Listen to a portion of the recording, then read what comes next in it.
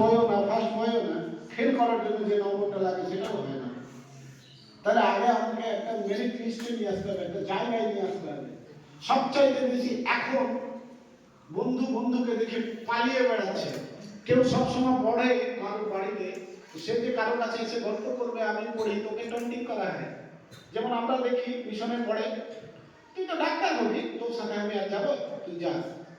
কিন্তু কিছু ছেলে যে ডোপ হবে, সবসময় বাথরুমে যায়, যদি ওকে উল্টা করে ওটা বলে দেয়, তুই তো তাহলে ডোম হবি, খেলে তুই তো সবসময় বাথরুম গেছিস, কিন্তু মানে 15 বার নেই 50 বার খালি ক্লাস শেষ বাথরুম, ক্লাস শেষ বাথরুম, ক্লাস শেষ বাথরুম।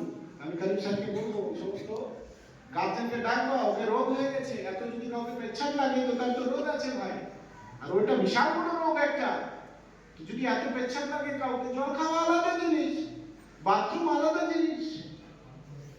আর ফের মাঝে মাঝে যা যেতে যেতে ওই যে আমি দেখেছি সিঙ্গাড়া কেনার অবস্থা, একদম টোটাল দৌড়িয়ে লাফিয়ে নামছে, কলার ওই দুটো সিঙ্গাড়া দে তো লোক পড়ে আছে কোথাকার, আমাদের ব্রাইট ছিল। অনেকেই দেখেছি, চেহারা দেখে বলবো না যে ছেলেটাকে দেখেছি, তোকে বাজে জিনিস। এগুলো থেকে সাবধান থাকতে হবে, এগুলো থেকে